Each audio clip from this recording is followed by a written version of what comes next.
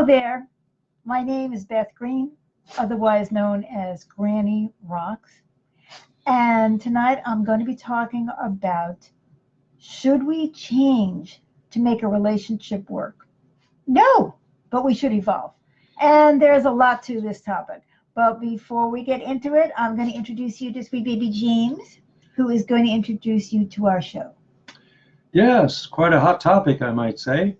Is it? Very close to home.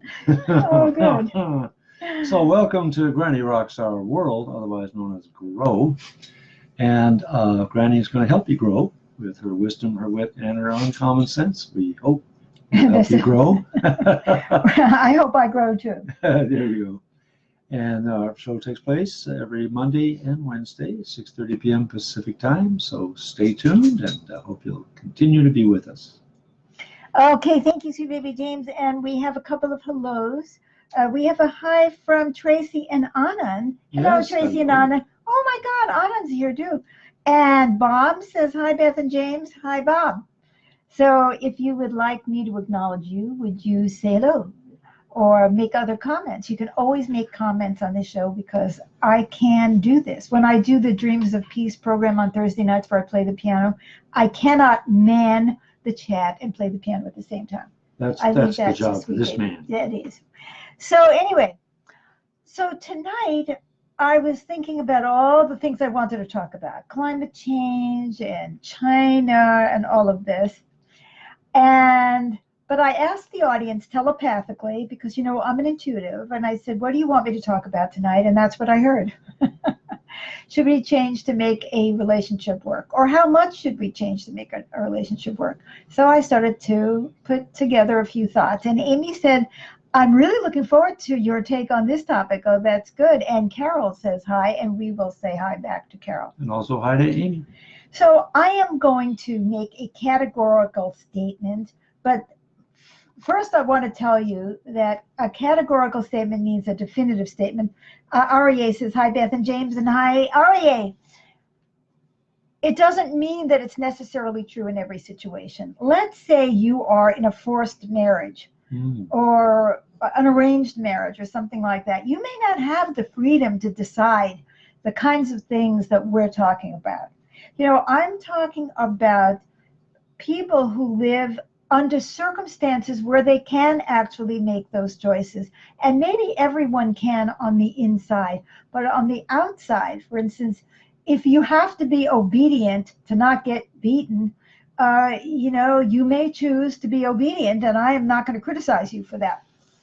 But if you, you know, have a choice, you know, if you live in a society where you're not expected to do that, or where women have the freedom to go off on their own or something like that, then we have much more choice. So I want to always keep that in mind, that I understand that there's always different circumstances for different people, and we have an audience all around the world, and you may have different circumstances. And so I have, you know, certainly a desire to understand you.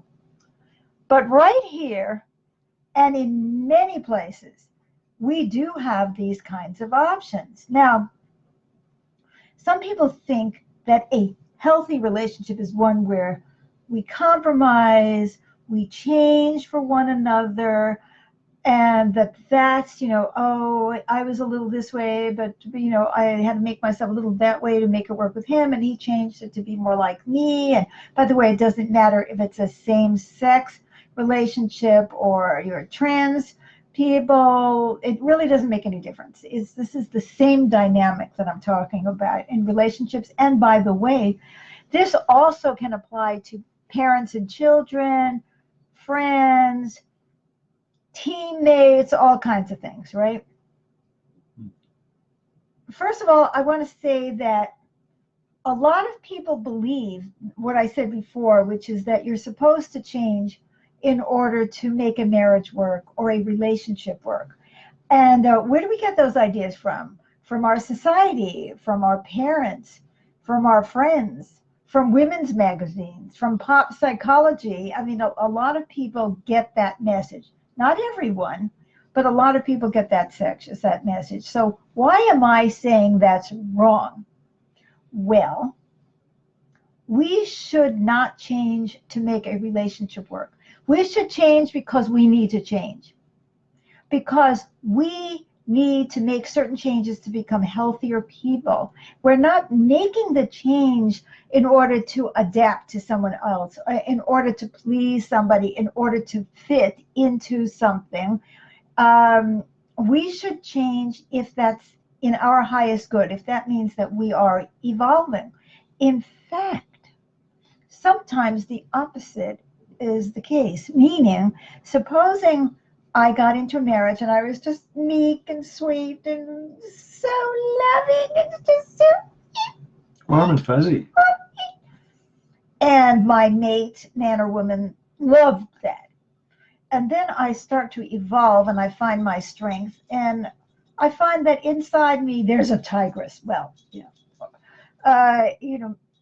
well, should I not become that tigress because my partner doesn't like it?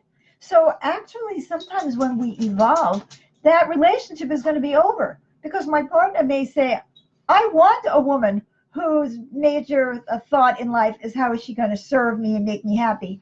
Where's dinner, woman? So, I mean, that you could say, well, that's so old-fashioned. Well, in a lot of the world, that is not, that's very current.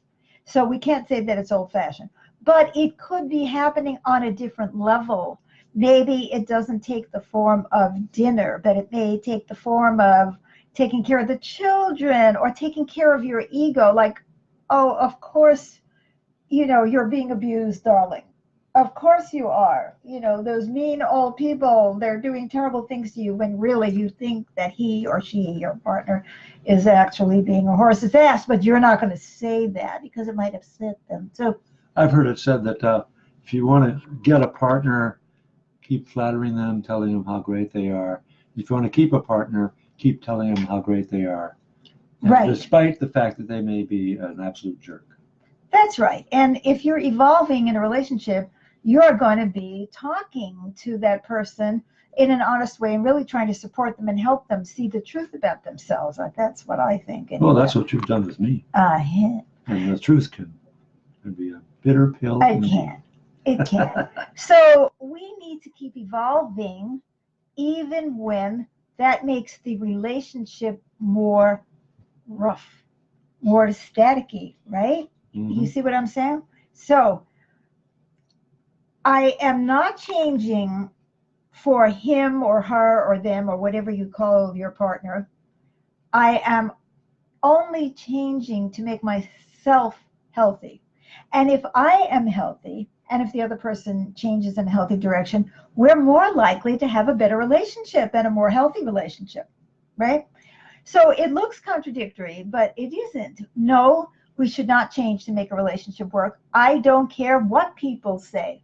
Now let's get into the nitty-gritty of this because that sounds very cool. But what about the as I say, the nitty-gritty? Well, let's say that I've been molested. So you need to be super sensitive to me because I have been molested, which means you should not have sexual needs. You shouldn't touch me. You shouldn't be upset. You just have to control yourself because I might, fall apart. Is that true? I would suggest you get healing. Well, exactly. So yes, you have to be sensitive to the fact that I've been molested. You're not going to come after me, with your, I don't know what I can say in certain countries on the internet, but anyway, don't come flying at me, roughly, and don't demand sex from me. I'm not saying that you have a right to demand sex, but I do not have a right to tell you that you should not have sexual needs just because I've been molested, right? Just because I have fear doesn't mean that you can never have anger. It means that you have to regulate the way you are, but you need to learn how to regulate yourself anyway.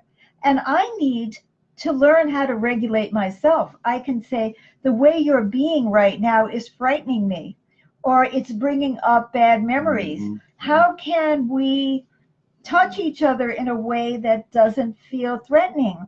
Let's work on this together, right? So in order to be safe with each other, we have to know everything about each other so we understand where these kind of reactions are coming from. But also, we need to be willing to say, what's going on with me and how can I heal it, like you say, so that ultimately we are both getting our needs met. Let's say another kind of example. Let's say that I feel the need to be in control in order to feel safe. Well, a lot of us feel that way. So do you probably. Or that some people only feel safe when someone is telling them what to do.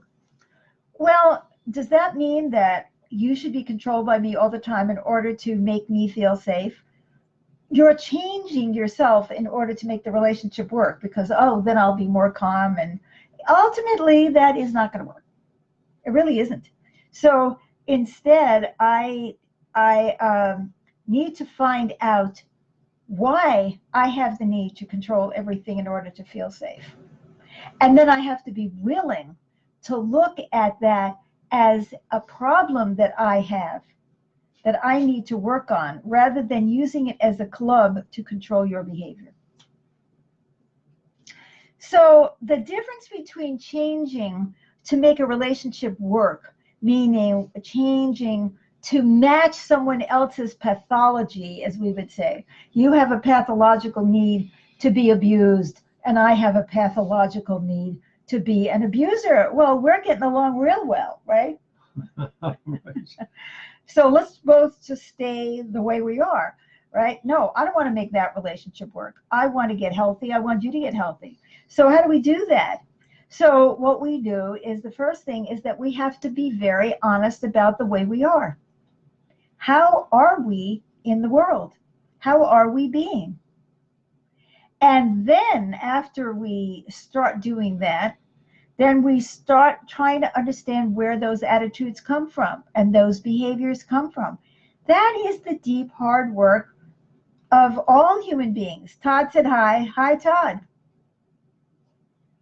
So we should look at attitude. For example, if you feel that the only way that you can be happy is if your wife kowtows to you or is subservient to you, you can look at where that comes from. My father, my society, my mother, my friends, all the novels that I've read, the movie, whatever it is that comes.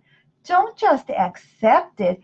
Look at it objectively and say, okay, I got those feelings from, oh, that's hi from TVNCB. Well, hello, TVNCB. Very glad to have you with us. You know, I have to be willing to look objectively at my behaviors and reactions and demands and assumptions about how things should be, and really look at whether or not those are healthy for me and healthy for you. How does it feel to the other person if you have the need to dominate all the time, to always be right? You know, how does it feel to the other person if you're always needing them to give you the answers? And how does it feel to you to be stuck in a way of being that you developed when you were 5 days old and you're still hanging around with it? So we need to figure out where these behaviors and attitudes come from. And some of it is pure self-interest, isn't it? Like, oh yeah, I believe I belong to a society where women automatically are the ones who give in or make dinner or take care of the children or whatever it is. Well, maybe the whole society agrees with that. But does that mean that it's healthy? Does that mean that it's right? Or does that mean that it is traditional? And it could be something more personal, like, oh, in my family, my mother was this way, and I expect my wife to be that way. Or in my society, in my family, my mother was this way, and I want my partner to be the opposite because I can't stand that. All of that is just coming from a narrow perspective. So we have to be very, very honest about how we react, why we react that way. Sometimes we can't do that alone. A lot of us need counseling. I happen to be an extremely good counselor. You can work with me anytime. Just go on my website, bethgreen.org, and you can sign up for a counseling session. But there's other counselors as well. And I invite you to, by the way, I work on the internet. I invite you to go work with somebody who feels like they're really conscious, thinking, not just accepting the way things are. We can't accept the way things are in our world, and we can't accept the way things have been in our personal relationships either, because they go hand in hand.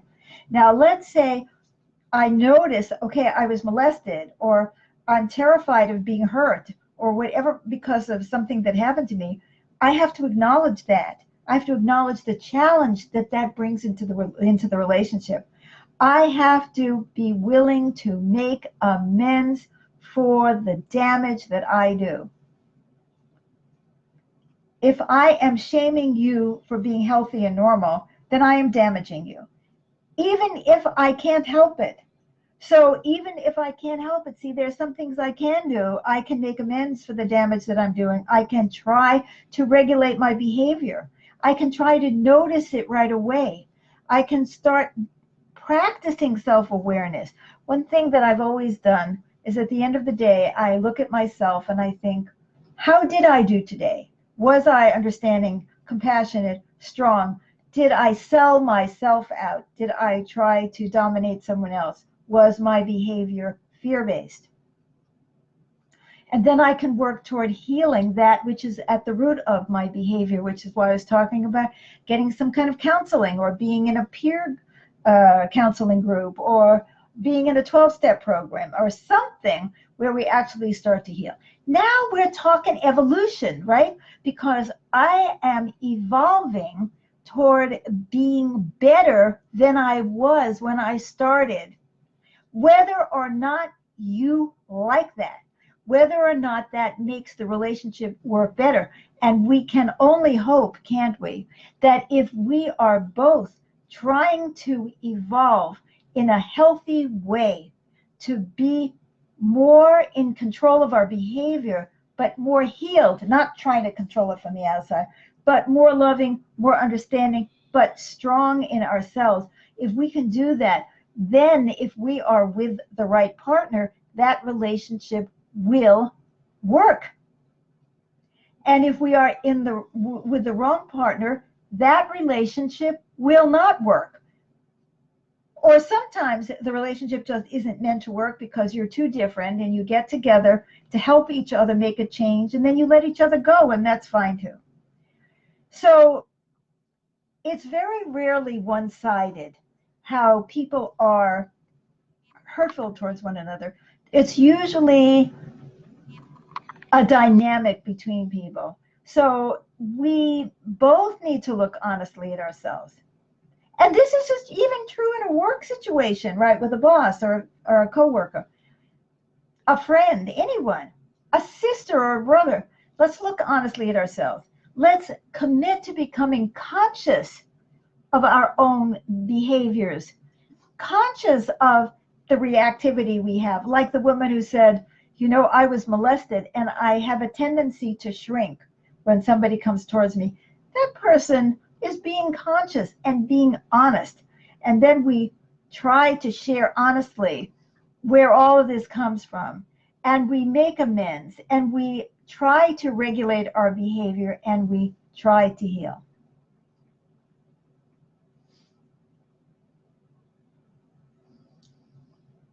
If we continue to both evolve, then there is a good chance that our relationship will be good.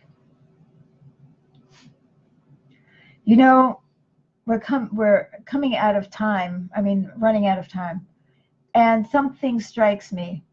If you think of a big tree overshadowing another tree, snatching up all the nutrients, taking all the sunshine, being in the power position, then we'll have one big tree and one little tree. But you will not have two trees that bend towards one another in order to co-create a better life. And the person who is trying to be in charge, and Sherry says here, hi, oh, I'm so glad to see you, Sherry. The person who is in charge, who thinks that having a partner who is the lil tree, if they think that that's the best thing for them, they're wrong. Because the power of the two, each in its own way, each in its own power, coming together for mutual support is much, much, much stronger than when one dominates the other. And the same thing is true on the world stage. If any nation thinks that the world is a better place because it has more power than anyone else, it's wrong. It's stupid. It doesn't understand the simple concept that we all have something to offer, and then there is more for us all. Amen. So thank you so much for being with us either tonight or whenever you watch this. I appreciate the likes, the loves, the comments. I will do my very best to answer any comments, even if it's, way after the show. And I ask you to please share my programs, these programs, our programs, pass them on to those who need to hear the message, whether or not they want to hear them. And tune into Dreams of Peace every Thursday at 7 p.m. Pacific time, where I play the piano for you and send my love to the world. And come back and be with us again in 2 days, Wednesday night. That's right. Yeah. We are very The eve of lonely. Independence Day. We're very lonely without you. Bob says thanks. That's right. Even on Independence Day, we are going to be talking about mutual. This is the night before Independence Day. Right. But Dreams of Peace. Yeah, Dreams that's of right. Peace is that's on right. That's right. Independence Day. Anyway, Wednesday, Thursday, whenever. Come see us again sometime. Love you. Okay. Thank you. Bye-bye for now. Bye.